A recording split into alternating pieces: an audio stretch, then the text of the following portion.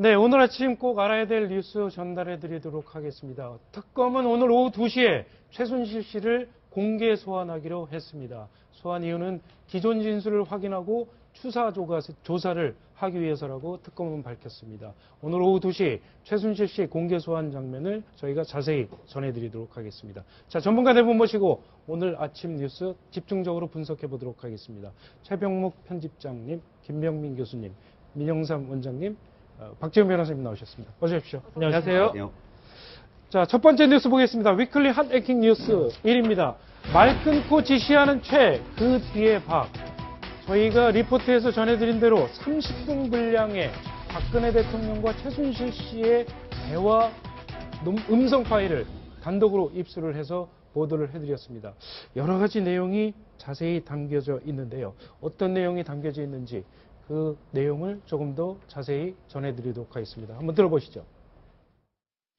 의원님이 이제 그쪽 청와대 관계자를 만나서 안 되고 적극적으로 이런 방법들을 실명으로 구성했는데 그거 받아들일 수 있었거든요.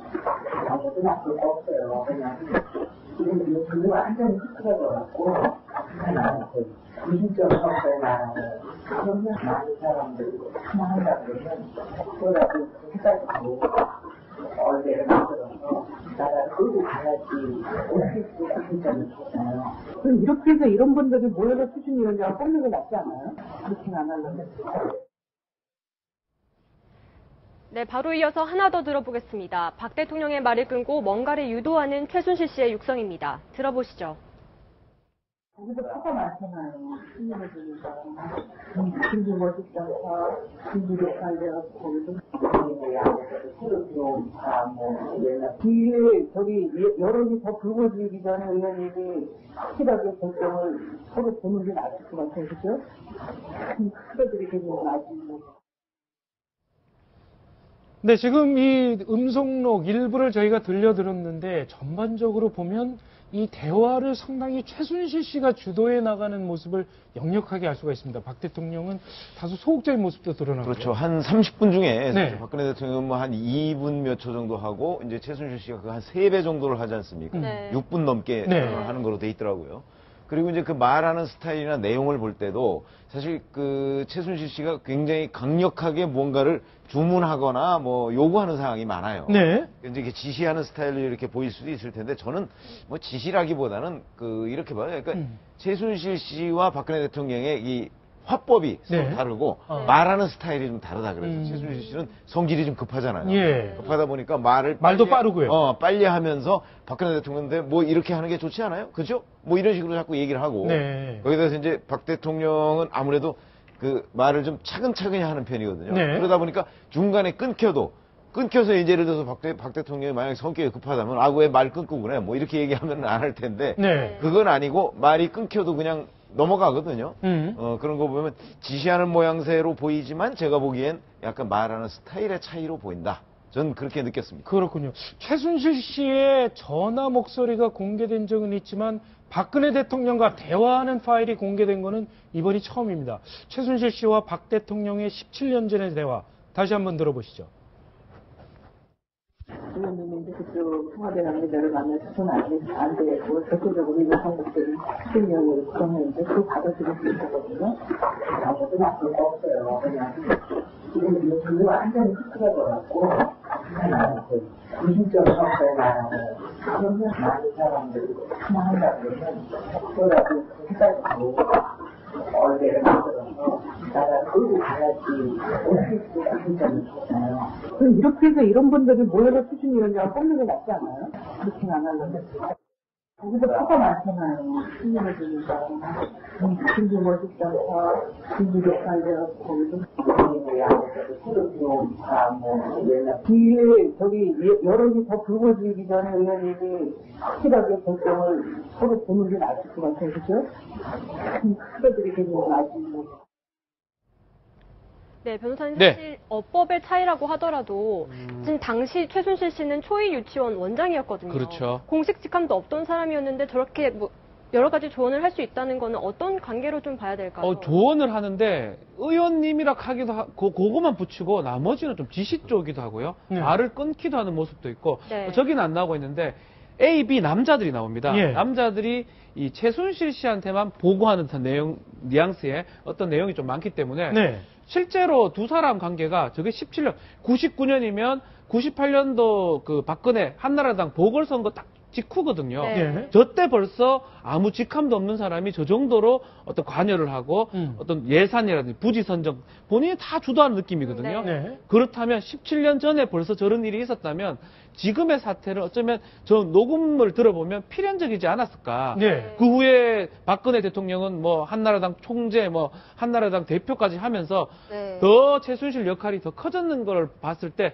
저 때가 처음 단초라고 생각이 들고 네. 안타까운 생각이 좀 듭니다. 네. 저희가 사실은 박근혜 대통령의 국정 스타일이 굉장히 카리스마 있고 수석들이나 장관들에게 굉장히 강하게 지시를 하고 뭐 레이저를 쏜다는 말도 있고요. 네. 굉장히 카리스마 있는 이런 지도자로 알고 있었는데 최순실 씨와 이렇게 대화하는 모습을 들어보면 어쩐지 좀 어색한 듯한 느낌도 들고요. 좀 약한 모습도 좀 엿보일 수도 있고요. 그렇죠. 이제 그걸 네. 어느 관점에서 보느냐 했던 네. 건데 저는 이제 워낙 오래된 관계니까 저게 17년 전이라고 하지만 사실상 최순실 씨와는 1970년대부터 관련이 있는 거거든요. 예.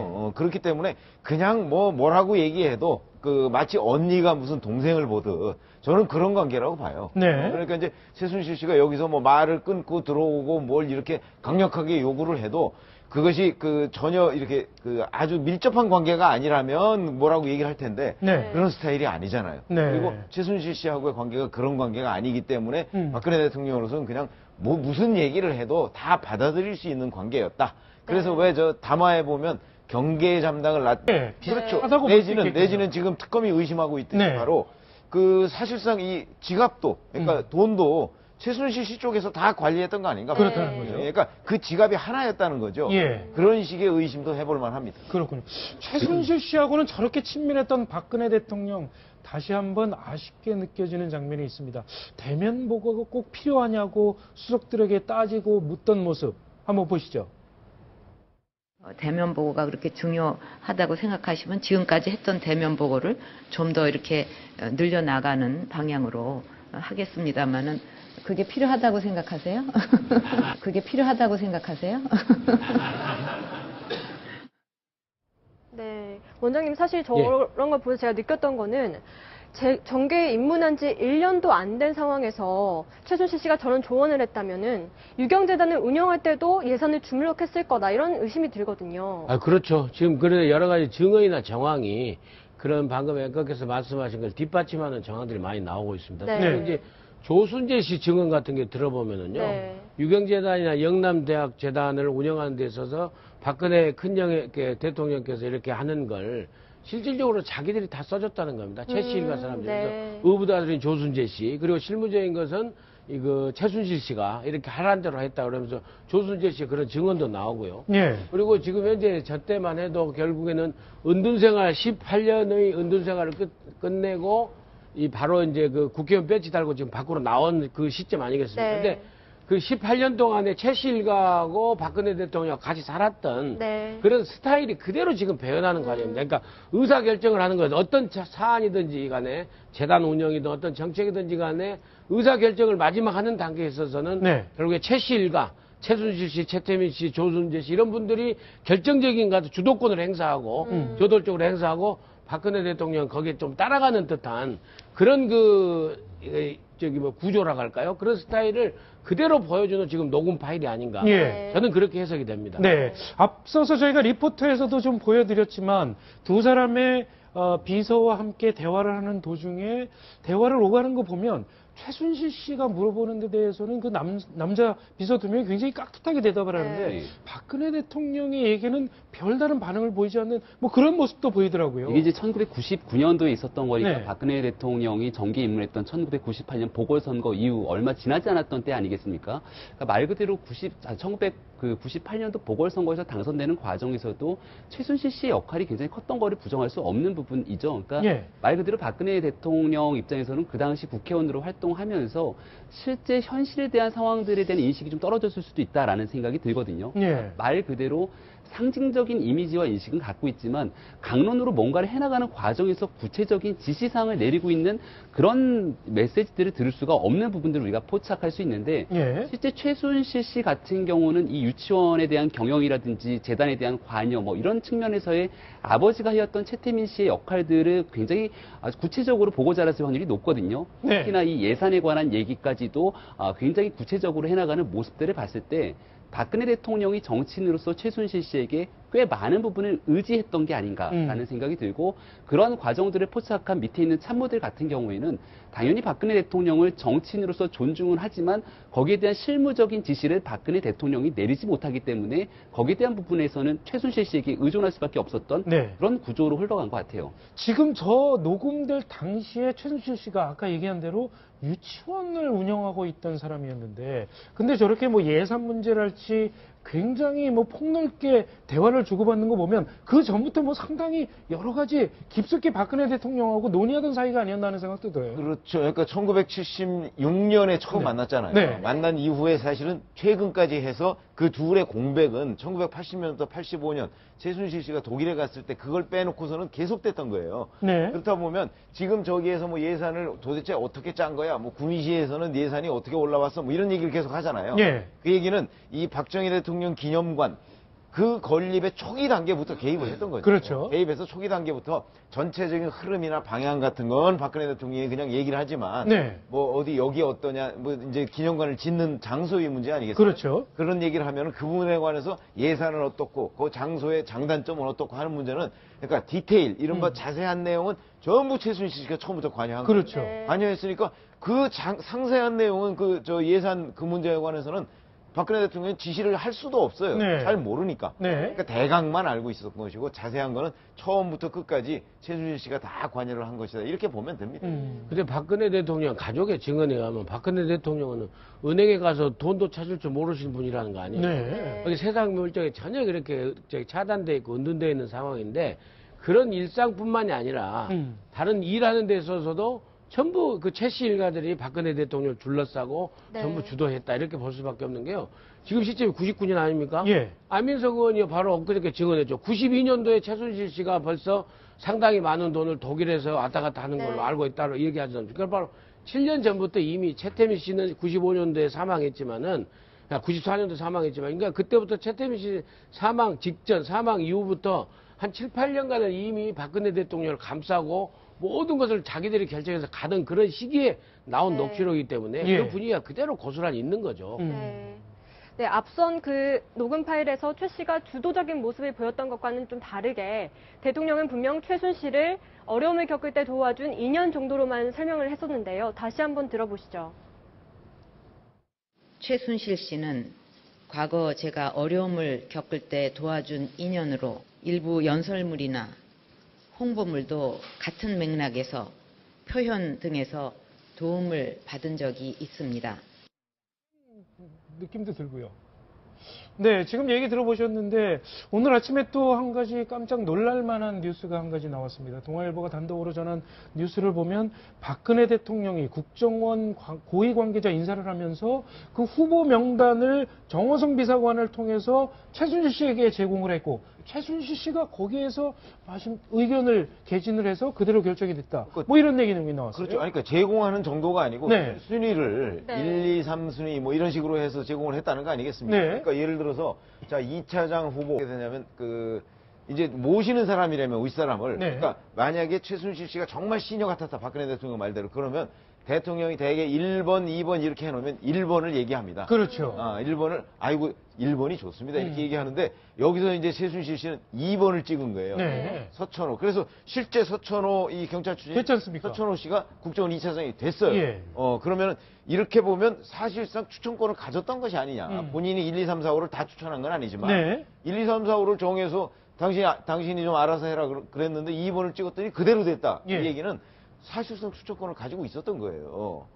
그렇게 볼 수가 있죠. 네. 그러면 아까 말씀하셨듯이 바로 최순실 씨가 정말 국정농단의 아주 핵심적인 역할을 했다. 그리고 그거를 박근혜 대통령이 제도적으로 거의 보장한 것 아니냐. 라는 그런 그 추측을 가능하게 하는 것이죠. 지금 말씀하신 그 부분이 사실은 우리가 지금까지 알고 있기로는 네. 박근혜 대통령이 최순실 씨의 조언을 받아서 그 와중에 최순실 씨가 국정을 농단한 이런 걸로 알고 있었는데 지금 이 음성 파일이라든가 이런 기사를 보면 거의 최순실 씨가 대통령의 권한을 행사한 것 같은 이런 느낌이 들거든요. 사실 대통령이라 해서 뭐 문서 작성하고 이러지 않습니다. 네. 대통령이 할 수 있는 건 가장 중요한 거는 인선을 하고 어떤 연설을 하고 정책을 발표하고 이 정도인데 인선 지금 보셔서 알겠지만 예. 국정원의 2차장은 국내 정보 최고의 책임자입니다. 2차장하고 기조실장을 본인이 1순위부터 5순위 만들어서 본인이 원하는 사람 추천해서 뽑았다.